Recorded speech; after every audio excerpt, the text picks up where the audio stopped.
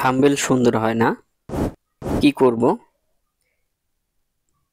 কিভাবে করব, ইলাস্ট্রেটর থেকে করব না ফটোশপ থেকে করব? তো সম্পূর্ণ ভিডিওটি দেখতে থাকুন। আমি আপনাদের দেখাবো আজকে যে থাম্বনেল করতে হলে ইলাস্ট্রেটর থেকে করবেন না ফটোশপ থেকে করবেন, আসলে কোনটাতে ভালো হয় সে বিষয়টি নিয়ে আজকের এই ভিডিও।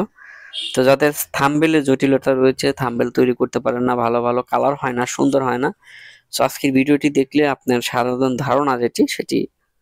তো আমি ইলাস্ট্রেটর ওপেন করার পর দেখুন এখানে আমি একটি থাম্বনেল করেছি, সুন্দর করে থাম্বনেল করেছি। এটা আমি যদি এখান থেকে ইনপুট করি তাহলে কিন্তু এটা সেম 100% 100 অ্যাকিউরেট কালার থাকবে, সবকিছু অ্যাকিউরেট থাকবে, কোনো প্রকার সমস্যা হবে না। এবং এখান থেকে আমি আমার এই ইমেজটি এক্সপোর্ট করে নিলাম, অর্থাৎ আমার ডেস্কটপে আমি সেভ করে নিলাম। এই ইমেজটি আমি কি করব, ফটোশপে ওপেন করে দেখব যে আসলে কি হয়। এটা যখন আমি চেঞ্জ করতে যাব তখন এটা কি হয়।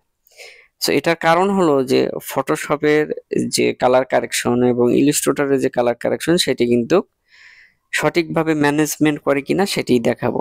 তো আমি আমার ইলাস্ট্রেটর থেকে বের হয়ে এসে ফটোশপটি ওপেন করছি। অনেকেরই অনেক ভ্রান্ত ধারণা থাকতে পারে, আসলে ফটোশপ একটা জিনিস, ইলাস্ট্রেটর আরেকটা জিনিস, দুইটি জিনিস। সো দেখুন আমি এটা ইলাস্ট্রেটর থেকে কিন্তু নিয়ে এসেছি।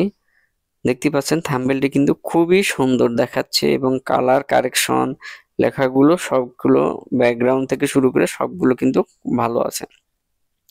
এখন আমি এইটাকে 1920x1080 রূপান্তরিত করব ফটোশপ থেকে। সো আমি ইলাস্ট্রেটর থেকেও করে নিতে পারি, কারণ আপনাদের দেখানোর ক্ষেত্রে আসলে ইলাস্ট্রেটর থেকে করলে কি হয় আর এখান থেকে করলে কি হয়।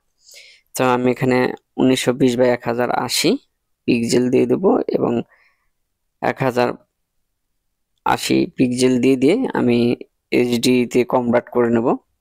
তো জাস্ট আমি ওকে করে দিলাম। ওকে করে দেওয়ার পর দেখতে পাচ্ছেন এখানে আমার সাইজটি চলে এসেছে। এখন যদি আমি পিছনের যে এই যে আমার থাম্বনেলটি রয়েছে এটা ধরে যদি আমি এখানে ড্র্যাগ করে দিই, দেখুন ড্র্যাগ করে দেওয়ার সঙ্গে সঙ্গে কিন্তু কালারটা নষ্ট হয়ে গেল। এটা হলো ফটোশপ, কালারটা নষ্ট হয়ে গেল। সো আমি আপনাদের একটু জুম করে দেখাবো যে আসলে দুইটার মধ্যে পার্থক্য কোনটা রয়েছে। আপনাদের থাম্বনেল সুন্দর হয় না কেন, চকচকা হয় না কেন? দেখুন এখানে কিন্তু কালারটা একদম নষ্ট হয়ে গিয়েছে, আর এইটা দেখুন একদম চকচকে দেখা যাচ্ছে। এটাই হলো পার্থক্য ইলাস্ট্রেটর এবং ফটোশপের মধ্যে। এই যে পার্থক্যটা রয়েছে, বিশাল পার্থক্যটা রয়েছে। সো আপনারা কি করবেন, ফটোশপ থেকে সব ছবি কেটে নিয়ে গিয়ে ইলাস্ট্রেটরে করবেন। দেখুন ইলাস্ট্রেটর এবং ফটোশপ দুটোই কিন্তু আমি দেখালাম যে কত সুন্দর দেখা যাচ্ছে ইলাস্ট্রেটরের থাম্বনেল এবং ফটোশপের থাম্বনেলটি গোলা হয়ে গিয়েছে। সো বন্ধুরা, ভিডিওটি ভালো লাগলে পাশে থাকবেন। এই ভিডিও থেকে যদি আপনার সামান্য পরিমাণ উপকার হয়ে থাকে তাহলে অবশ্যই আমাদের এই চ্যানেলটি সাবস্ক্রাইব করে রাখবেন এবং বেল বাটনে ক্লিক দিয়ে রাখবেন।